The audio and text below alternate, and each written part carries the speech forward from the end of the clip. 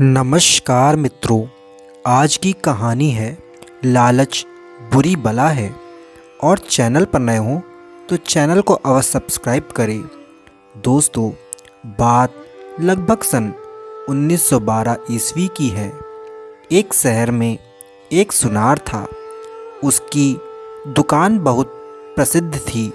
वह अपनी दुकान पर नए नए डिजाइनों में सोने चांदी के गहने बनाता था और बेचता था।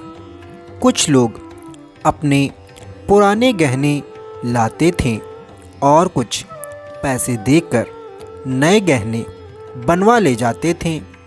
उसकी नाप तौल बिल्कुल ठीक होती थी। वह बहुत ईमानदारी और मर्यादा में अपना नाम कमा चुका था। अपनी मेहनत की मजदूरी ठीक ठीक लेता था।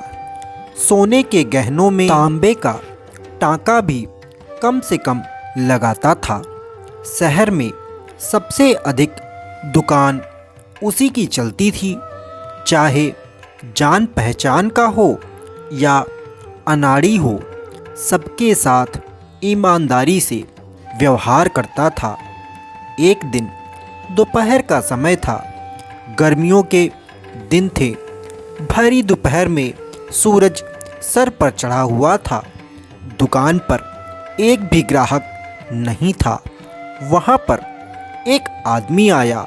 खूब लंबा चौड़ा, काला सा, पहचान में नहीं आ रहा था यह कौन था।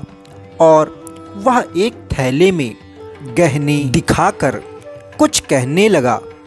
पहले तो सुनार ने बहुत गुस्से में कहा, मुझे नहीं लेने हैं इतने सस्ते दामों में चोरी के गहने।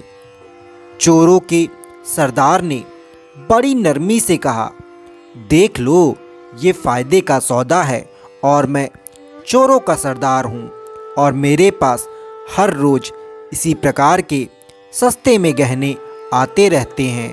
बस आप और हम दो ही लोगों के बीच यह बात रहेगी।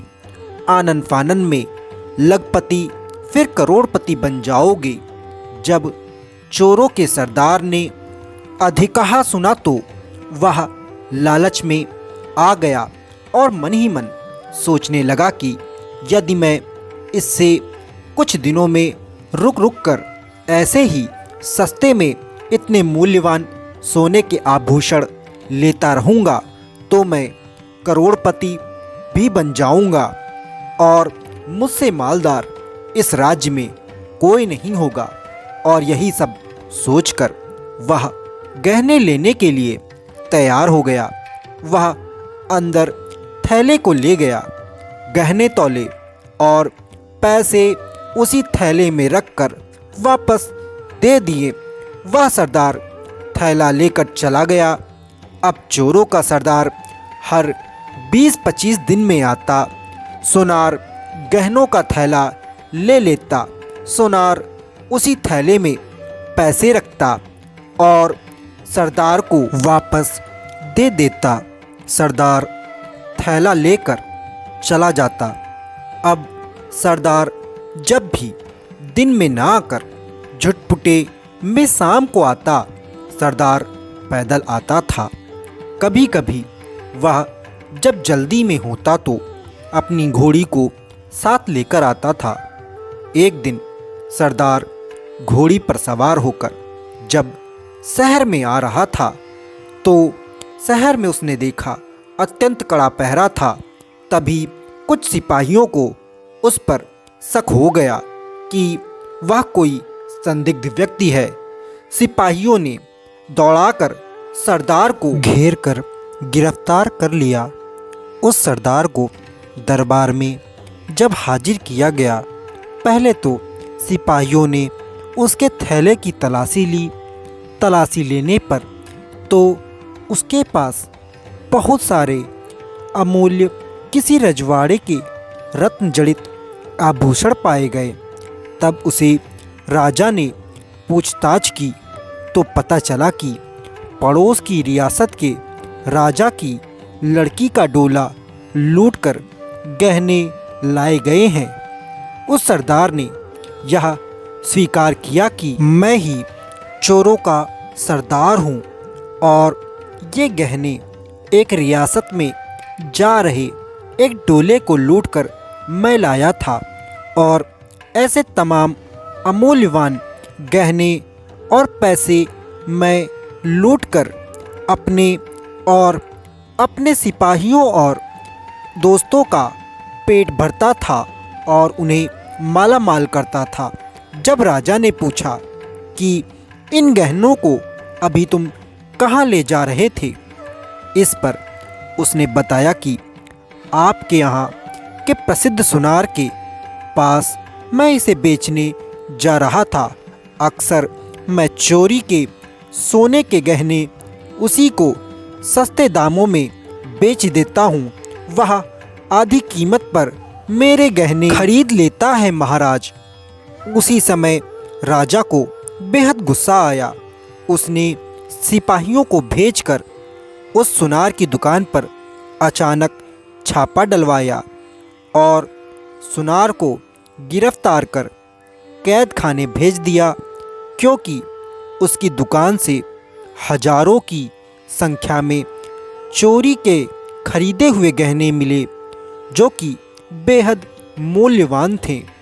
दूसरे दिन चोरों के सरदार को फांसी और प्रसिद्ध सुनार को आजीवन के लिए कारावास की सजा सुना दी गई। अब यह तो बात पूरी आग की तरह हर राज्य और प्रत्येक नगर में सनसनी की तरह फैल गई।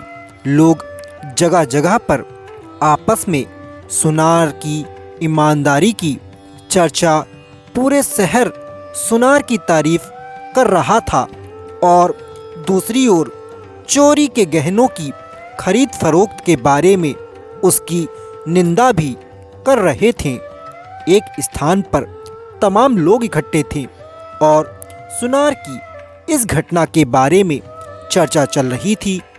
उन्हीं के बीच से एक व्यक्ति बोला, भैया, लालच बहुत बुरी बलाएं होती है। तो दोस्तों, इस कहानी से हमें यह सीख मिलती है कि कभी भी लालच में आकर कोई भी गलत काम नहीं करना चाहिए, क्योंकि लालच का फल हमेशा दंडनीय होता है। तो इसीलिए श्री रामचरितमानस में गोस्वामी तुलसीदास जी ने लिखा है, काम क्रोध मद लोभ सब नाथ नरक के पंथ, सब परिहै रघुबीरहि भजौ भजहि जय संत। अर्थात, हे नाथ, काम क्रोध मद और लोभ ये सब नरक के रास्ते हैं। इन सब को छोड़कर श्री रामचंद्र जी को भजिए। जिन्हें संत भजते हैं तभी आपका और आपके परिवार का कल्याण होगा। तो दोस्तों, आशा करता हूँ लालच बुरी बला है यह कहानी आपको अत्यंत पसंद आई होगी।